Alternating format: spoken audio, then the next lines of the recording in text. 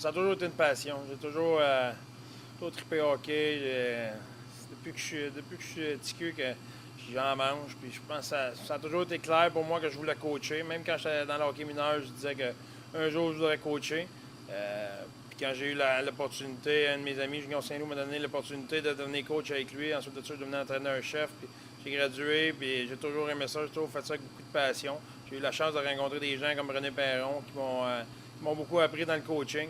Puis à partir de là, la passion a juste augmenté, toujours augmenté. Puis j'ai toujours rêvé d'avoir la chance de faire du hockey à temps plein, mais je peux pas demander mieux que ce que je fais présentement.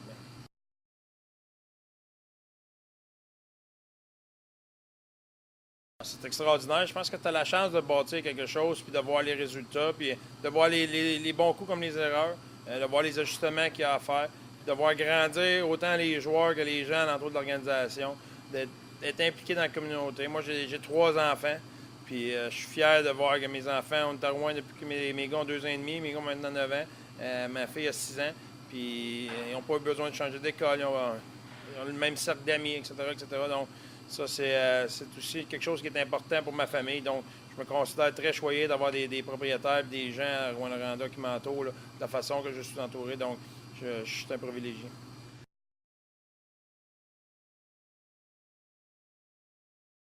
Non, honnêtement, non. J'étais dans la Ligue comme adjoint à partir de 98. J'ai eu la chance de faire 2 ans avec Denis Franqueur, de graduer là-dedans. Puis j'ai toujours pensé que je pouvais faire le travail dans cette ligue-là. C'est sûr que il y a une différence entre être de passage dans cette ligue-là puis t'établir. Je pense que c'est ce qui est arrivé justement avec ce titre-là, d'entraîneur de l'année à 2005-2006.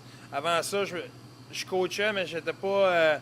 Peut-être que je laissais pas vraiment ma marque au niveau là, de la façon que je voulais les choses. Je roulais avec les coups, j'essayais de faire de mon mieux. Sauf qu'à partir de cette année-là, j'ai dit non, voici mon identité, voici l'identité qu'on veut. Moi, Danny Dupont, Mario Duhamel, à l'époque, on était ensemble. On disait voici comment on veut que ça marche. Puis on a vraiment mis notre pied à terre. On a bâti une équipe qui était bâtie sur des bonnes identités, à notre opinion à nous, qui est le travail, jouer avec beaucoup de passion, beaucoup de drive, payer le prix, être selfish. Puis ça, c'est là qu'on a eu le plus grand succès. Puis c'est depuis ce temps-là, peut-être que j'ai connu le plus de succès dans la Ligue.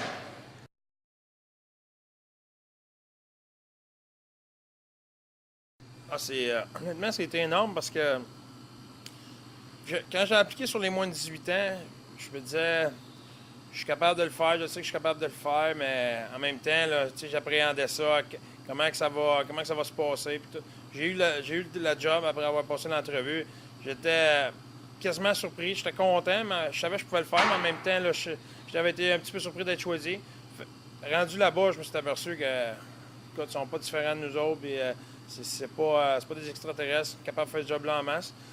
Ensuite de ça, appliqué sur les moins de 20 ans, je pensais pas l'avoir honnêtement parce que j'avais vu un gars comme Benoît Gros qui avait été entraîneur avec les moins de 18 ans puis qu'après ça, il n'avait pas eu la job avec les moins de 20 ans l'année suivante. Donc je me disais, si Ben n'a pas eu, je ne penserais pas l'avoir. Mais finalement, à ma grande surprise encore, je l'ai eu. Mais encore là, depuis que je suis avec eux dans toutes les discussions, dans tous les événements, je me sens très à l'aise. Puis je sais que je suis capable de faire partie de ça et que je fais partie de la gang.